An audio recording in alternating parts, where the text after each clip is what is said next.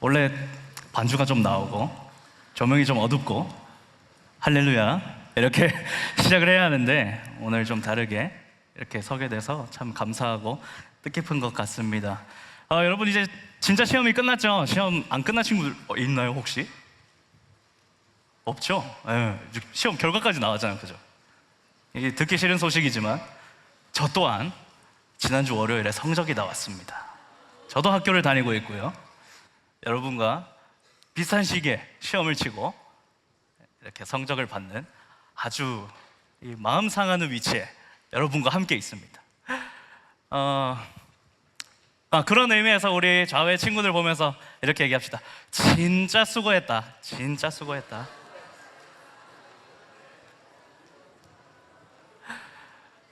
네, 우리 마음이 힘든 친구들 있겠지만 우리를 사랑하시는 하나님의 사랑을 힘입어서 그 어려운 마음들을 이겨내고 또 하나님만 바라보는 귀한 예배 시간 되었으면 좋겠습니다. 우리 영상 하나 보고 우리 시작할까요? 네, 한번 잘 봐주시기 바랍니다.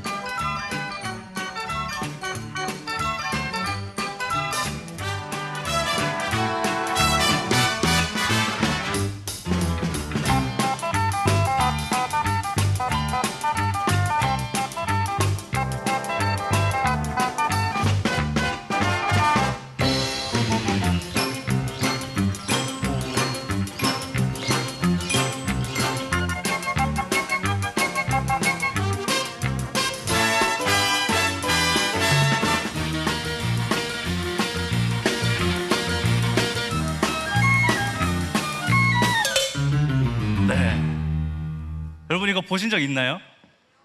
처음 보죠? 네. 어때요? 그죠? 틀을 깹니다. 제목 본 친구는 아주 정확하게 얘기해 줬어요. 우리 예상을 좀 뒤집어 엎는 그런 영상이죠.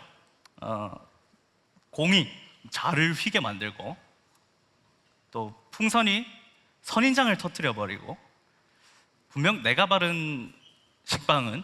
잼을 바른 식빵은 떨어질 때 잼 부분이 바닥을 닿는데 감사하게도 뒤집어져서 빵이 바닥에 닿습니다.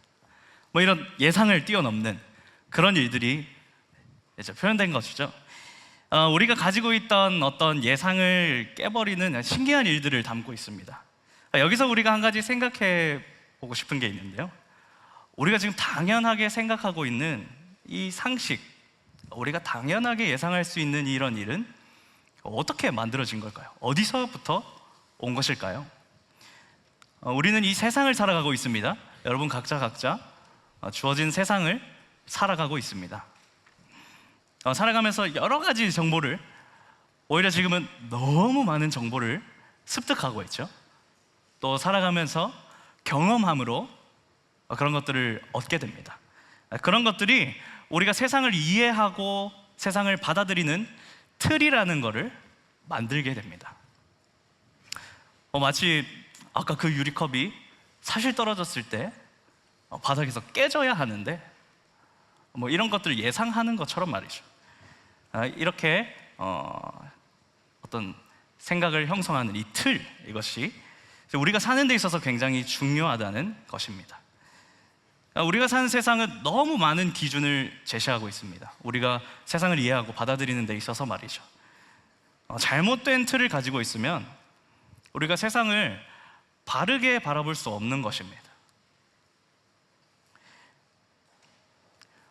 나를 바르게 바라보지 못하고 세상을 바르게 바라볼 수 없다는 뜻을 이야기합니다. 이 틀이 얼마나 중요한가, 왜 아침부터 틀 갖다가 이렇게 얘기를 하고 있느냐. 이 틀이 우리의 인생이 어디로 향하는지 결정하는 중요한 역할을 하기 때문에 전도사님은 오늘 그것과 관련해서 이야기를 나누려고 하는 것입니다. 우리는 세상이 어떤 기준을 제시하든지 세상이 어떻게 말하든지 그것을 따라갈 수 없습니다. 누구보다 우리를 잘 아시는 하나님께서 어떻게 말씀하시는지 우리는 봐야 하는 것이죠. 언제든 우리가 볼 수 있도록 기록해 놓으신 우리 성경 말씀을 통해서 그것을 봐야 합니다. 그것이 우리의 유일한 기준이 되어야 하는 것입니다. 그래서 오늘 읽은 말씀은 그리스도인으로서 우리가 반드시 가져야 할 틀이 무엇인지, 그 틀의 기반이 무엇인지 성경 말씀은 제시하고 있습니다. 우리가 반드시 확고하게 튼튼하게 세워야 하는 틀을 보여주고 있는 것이죠. 그것은 바로 창조주 하나님께서 우리를 창조하셨다는 사실입니다. 우리 본문 26절 한번 다 같이 읽어볼까요? 시작. 하나님이 이르시되 우리의 형상을 따라 우리의 모양대로 우리가 사람을 만들고 그들로 바다의 물고기와 하늘의 새와 가축과 온 땅과 땅에 기는 모든 것을. 아멘. 자, 우리가 먼저 살펴볼 것은 하나님의 형상으로 우리가 지어졌다는 사실입니다. 우리 옆에 친구를 바라보면 살짝 민망할 수 있으니까요, 저를 바라보시겠습니다. 살짝 망가진 것 같지만 하나님의 형상이라는 거예요. 뭐 다들 살짝씩 망가져 있잖아요, 그죠? 어디 부분이 마음에 안 들고. 네, 그럼에도 우리는 하나님의 형상으로 지어졌다는 겁니다. 하나님을 형상이라는 단어의 이제 원어의 뜻을 좀 찾아보니까요, 어떤 형상 또는 우리가 말하는 우상, 또 은유적으로 표현해서 헛된 것, 뭐 이런 표현도 있더랍니다. 하나님의 형상이라는 말은 결국에 하나님을 닮았다는 뜻이죠. 사진 하나 보여주시겠어요? 준비가 안 됐나요? 우와, 준비가 안 됐대요. 그럼 뭐 어쩔 수 없습니다. 어떤 사진을 보여주려고 했냐면요, 저의 사랑스러운 6개월 된 딸을 보여주려고 했는데 함께 할 수 없어서 너무 아쉽게 되었습니다. 네, 아유, 딸을 낳아보니 그 시선, 이 눈빛이 어떻게 결혼을 했고 어떻게 딸이 있는 거지? 라는 의심의 눈초리가 가득하지만 전사님은 결혼을 했고 한 명의 딸이 있습니다. 그래서 딸 사진을 좀 보여주고 제 어릴 적 사진도 좀 보여주고, 그래서 얼마나 닮았는지 좀 비교해 주려고 했는데 나왔습니다. 기적적으로 등장했습니다. 네, 예쁘죠? 다음 사진 한번 보여주시겠어요? 다음 사진도 조금만 기다려달라고. 네, 조금만 감상하시겠습니다. 여러분에게 최초로 이렇게 오픈하는 진기한 광경. 아이고, 전데요. 똑같이 생겼어요? 똑같이 생겼어요? 감사합니다. 네, 굉장히 많이 닮았죠? 여러분도 여러분의 부모님과 이렇게 같이 이렇게 보면 굉장히 닮았다는 것을 여러분도 알 수 있어요. 심지어 뭐 외형뿐만 아니라 여러분의 성격, 또 말투, 뭐 행동 하나까지도 부모님을 반영하고 투영하고 있다는 것을 우리가 알 수 있습니다. 네, 이제 저 부담스러우니까 좀 내려주시고요. 네, 방금 설명했지만 우리는 하나님이 창조하신 존재입니다. 하나님의 형상으로 창조되었다는 것이죠. 그래서 하나님의 인격, 의지, 어떤 감정, 이 모든 것들이 하나님과 완벽하진 않지만 우리에게 담겨 있다는 것을 의미합니다. 방금 보셨던 저의 딸이 저를 닮고 여러분이 여러분의 부모님을 닮은 것처럼 말입니다. 그래서 하나님을 닮았다라는 것은 우리의 모습에 하나님의 모습이 투영되어 있다는 것을 의미합니다. 외형뿐만 아니라 우리의 모든 부분에서 말이죠. 우리가 살펴볼 또 하나님의 형상에 또 다른 의미가 있습니다. 하나님의 형상이라고 얘기하는 이 표현이요, 또 신의 형상이라고 얘기하는 이 표현이 이 성경이 쓰인 당시 이 고대 근동 지방에서는 왕족에게 사용되던 표현이었습니다. 하나님의 형상이라는 이 표현 자체가 말이죠. 특별히 뭐 이집트, 또 그때 있었던 메소포타미아 문명 같은 이 지역에서는 왕을 신의 아들이라고 표현했습니다. 여러분, 이집트의 파라오 아시죠? 파라오가 누구의 아들이라고 얘기하나요? 뭐 속삭이는 것 같아요. 태양신 라의 아들이라고 얘기하죠. 이처럼 자신의 왕권이 신으로부터 왔다, 이것을 얘기하고 있는 거예요. 그들도 어떤 그 높은 자리, 모든 걸 다스리는 그 왕의 자리는 신이 준 것이다, 신이 주었다라고 이렇게 얘기하고 있는 것이죠. 이 말씀을 처음 읽었던 사람들은 누구일까요? 이 창세기를 처음 읽었던 사람들. 아무래도 출애굽한 이스라엘 백성이 가장 먼저 읽었겠죠. 왜냐하면 창세기를 우리가 모세가 썼다고 우리는 알고 있기 때문입니다. 이스라엘 백성 애굽에서 400년 동안 노예 생활을 했습니다. 어떤 일을 했죠? 벽돌을 만들고, 벽돌을 굽고, 벽돌을 나르고, 또 성을 쌓고, 정말 이집트 사람들의 노예가 되어서 400년이라는 시간은요, 엄청난 시간입니다. 그 시간 동안 그들의 깊숙이 자리한 어떤 노예의 근성, 뿌리 깊이 박혀있는 그 습성이 박혀있는 것이죠. 방금 설명했듯이 하나님의 형상, 신의 형상이라는 이 표현은 왕족에게만 사용되었던 표현입니다. 그 말인즉슨 벽돌이나 만들던 노예에게는 사용하지 않았던 표현이라는 것이죠. 오히려 이스라엘 백성들은 출애굽을 하고 홍해가 갈라지는 기적을 보고도 애굽 생활이 좋았는데 애굽으로 돌아가고 싶다, 그때 먹던 과일들이 좋았는데 라고 너무 좋게 이집트를 회상하고 있는 그런 모습도 우리는 발견할 수 있습니다. 하지만 그러한 그들에게 하나님은 분명하게 오늘의 말씀으로 선포하고 계시는 것이죠. 너희는 하나님의 형상으로 창조되었다. 오늘 우리는 어떻습니까? 이스라엘 백성처럼 나와 상관없는 이야기, 하나님의 형상은 이게 나랑 무슨 상관이 있는데 라고 받아들이시지는 않나요? 여러분은 여러분 스스로를 어떻게 생각하고 계십니까? 집, 학교, 학원, 집, 이런 쳇바퀴 같은 인생을 살아가면서, 또 인스타, 각종 SNS를 통해서 비추는 내 모습이 마치 진짜 내 모습인 것처럼 살아가지는 않습니까? 여러분, 우리는 세상이 정의하는 기준에 우리 자신을 끼워 넣지 말아야 합니다. 하나님은 오늘도 우리에게 분명하게 말씀하고 계십니다. 사랑하는 아들아, 사랑하는 딸아, 내가 너를 나의 형상으로 창조했다, 이렇게 말씀하고 계신다는 것입니다. 하나님은 우리를 창조하실 때 그분의 분명한 목적을 가지고 또 그 목적 그대로 우리를 창조하셨습니다. 우리 본문 26절, 27절 우리 전부를 우리 다시 한번 함께 한 목소리로 읽어보도록 하겠습니다. 시작.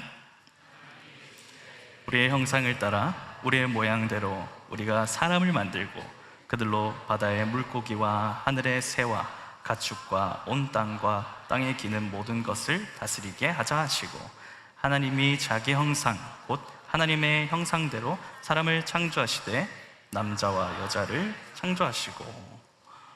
아멘. 하나님이 무엇을 위해 창조하셨다고 성경에 기록되어 있나요? 다스리게 하자 하시고, 다스리게 하자 하시고, 하나님을 대신해서 이 땅을 다스릴 대리자로 우리를 창조하셨습니다. 대리자가 뭔가요? 대리자, 말 그대로 어떤 역할을 대신해서 하는 사람을 얘기하죠. 중요한 것은 그 일을 맡기신 분이 여러분 옆에 친구가 아니고 학교 친구가 아니고 우리를 지으신 하나님이시라는 것입니다. 이거 엄청난 사실이에요. 엄청난 사실. 하나님은 온 우주 만물을 말씀으로 창조하셨습니다. 그 어떤 피조물에게도 하나님을 대신하는 직무를 주지 않으셨어요.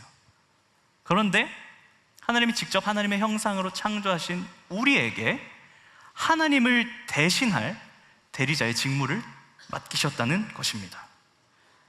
오직 인간에게만 하나님께서 지으신 모든 것을 다스릴 수 있는 권세를 주셨다는 것입니다. 하나님을 대신해서 이 땅을 누리는 영광을 누리게 된 것이죠. 우리는 엄청난 목적을 가지고 이 땅에 보냄을 받았습니다. 하나님의 역할을 대신해서 이 땅을 다스릴 대리자로서 말이죠. 여러분, 대사 아시나요? 대사. 제가 지금 하고 있는 이 대사 말고요, 대사를 아세요? 대사. 세계 각국에는 대한민국 대사관이 있습니다. 그죠? 그 나라에서 우리나라를 대표해가지고 외교나 어떤 문화의 교류, 또 그곳에 머무는 우리나라 국민을 보호하고 또 우리나라를 홍보하는 역할을 감당하고 있습니다. 대사는 당연히 한국인이겠죠? 미국인이 우리나라 대사를 할 일은 없고요. 그죠? 다른 나라에 머물고 있지만 우리나라를 위해서 일합니다.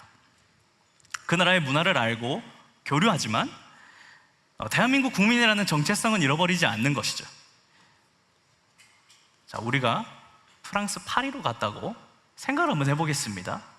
에펠탑을 열심히 구경을 하고 뭐 이래저래 파리 생제르맹 축구팀도 구경을 하고 뭐 여러 가지 구경을 했어요. 그랬는데 우리에게 문제가 생겼습니다. 문제가 생겨서 우리 대사관을 찾아갔어요. 파리에 있는 한국 대사관을 찾아갔습니다. 우리의 도움을 요청하려고 대사관으로 갔더니 그 대사관의 직원이 한국말로 안 하고 계속 프랑스 말을 하는 거예요. 그걸 못 알아듣게. 그래서 우리한테 도움을 줘야 되는데 우리의 도움에는 관심도 없고 오히려 프랑스를 위하는 그런 일을 하는 겁니다. 얼마나 황당하고 얼마나 당황스러운 일이 펼쳐진 것일까요? 그죠? 여러분, 우리는 하나님의 대사로 이 땅에 창조되었습니다. 사랑하는 여러분, 여러분 이 세상을 다스리고 계십니까? 아니면 이 세상에 의해서 다스려지고 있습니까? 우리가 살아가는 이 세상은요, 우리가 다스릴 대상이지 우리가 다스림 받는 대상이 아닙니다. 우리가 휩쓸려갈 영역이 아닌 것이죠.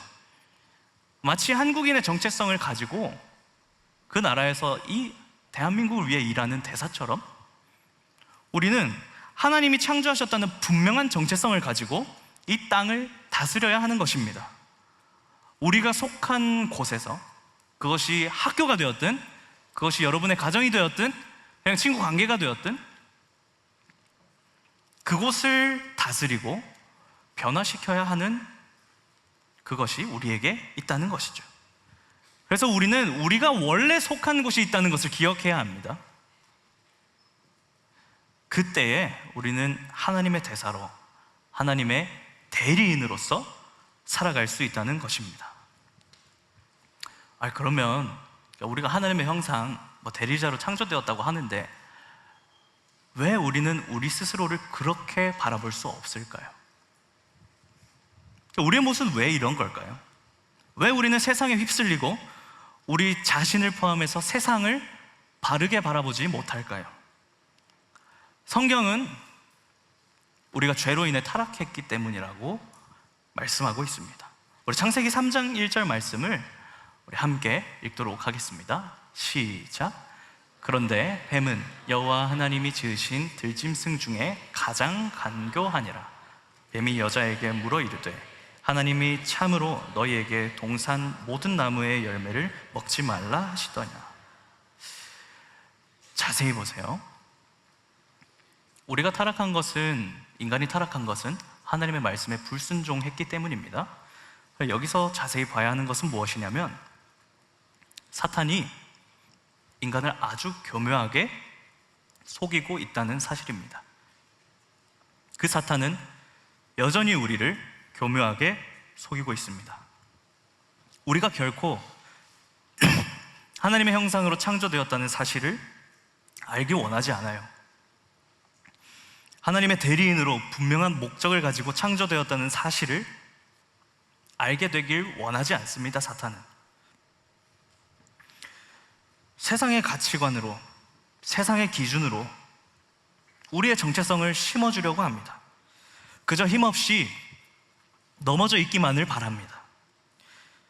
죄로 인해서 하나님의 형상이 망가졌다는 것은요, 원래의 기능을 할 수 없게 된 왜곡된 상태를 의미합니다.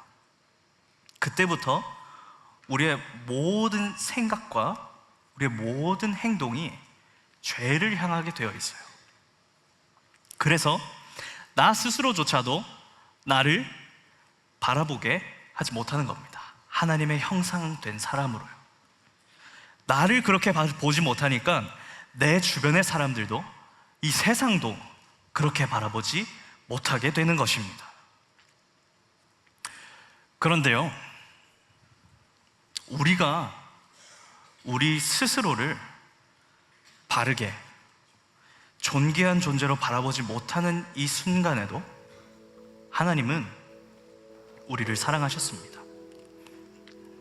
우리를 너무 사랑하셔서요, 완벽하신 하나님의 형상, 그리고 완벽한 하나님의 본체이신 예수 그리스도께서 이 땅에 친히 오셨습니다. 우리 죄를 위해 죽으시고 부활하셔서 우리를 자녀 삼아 주셨습니다. 그 예수님을 믿는 순간으로부터 우리는 다시금 하나님의 형상으로, 다시금 완벽한 하나님의 형상으로 회복될 수 있는 길이 열린 것입니다. 그래서 예수님께서 사망의 권세를 이기셨기 때문에 우리 또한 그런 권세를 누리게 된 것이죠. 설교 제목은 제하임은 틀깨기를 시전했다 입니다. 여러분의 머릿속에 BGM이 떠오르나요? 포켓몬의 기술을 시전하고 있는 여러분의 모습입니다. 틀깨기라는 기술이 있더라고요. 이 틀깨기라는 스킬이 있던데, 방어 속성, 그러니까 이 방어할 수 있는 모든 것을 무시하고 공격할 수 있는 아주 기가 막힌 기술이 있는 것을 발견하게 되었습니다. 여러분, 우리는요, 세상의 기준, 이 사탄의 속삭임으로 만들어진 틀이 있습니다. 그것을 깨야만 해야 하는 거죠. 성적으로, 또 오래 가진 외모로, 또 우리가 가진 것으로 우리를 끊임없이 정의하려고 합니다. 그것이 마치 우리의 정체성이 되는 것처럼 사단은 항상 교묘하게 우리를 유혹하고 있는 것이죠. SNS에 무분별하게 드러내는 우리의 모습이 자연스러운 것이라고 이야기합니다. 우리가 느끼는 감정대로 행동하는 것이, 그것이 옳은 것이라고 얘기하고, 그것이 자연스러운 것이라고 사단은 우리를 유혹합니다. 우리 틀을 깰 수 없게 방해하는 것이죠. 이 말씀을 듣는 이 순간에도 다른 생각이 나게 하고요, 왠지 이 말씀은 나에게 하는 말씀은 아닌 것 같은데, 우리의 마음이 부딪힘이 오지만 이 불편함을 핑계 삼아서 이 말씀을 듣지 못하게 합니다. 여러분, 우리가 믿는 이 성경 말씀이 말씀하는 대로 살아야 합니다. 하나님의 말씀에 이 사탄이 방어하려는 모든 것들을 깨는 힘이 있는 줄 믿습니다. 우리가 가진 틀을요, 그것을 깨는 것이 쉽지 않습니다. 어려워요. 시간도 걸리고요, 정말 노력도 필요하고 수도 없이 넘어질 것입니다. 하지만 우리 예수님께서 우리와 친히 함께하고 계십니다. 하나님의 형상으로, 하나님의 대리자로 우리를 창조하셨다는 사실이, 이 말씀이 우리의 분명한 정체성이 되어야 하는 것이죠. 사랑하는 여러분 한 명 한 명 하나님께서 친히 창조하신 너무나 존귀한 존재입니다. 스스로를 깎아내리는 말을 하지 마세요. 스스로를 넘어지게 하지 마세요. 사탄이 속삭이는 음성에 나는 하나님의 형상으로 창조된 존귀한 존재다 라고 선포하세요. 이 작은 말 한마디가요, 얼마나 큰 힘이 있는지 모릅니다. 거울 보고 하나님의 형상이네 라고 생각하면 조금 웃기죠. 그런데요, 이렇게 얘기하는 것이 우리에게 얼마나 큰 힘을 주는지 모릅니다. 여러분이 하나님의 형상으로 창조되었다는 사실만큼 우리에게 가장 큰 힘을 주는 것은 없습니다. 여러분이 하나님의 형상이라면요, 여러분의 친구, 가족, 또 함께하는 모든 사람들 또한 하나님의 형상입니다. 그렇다면은요,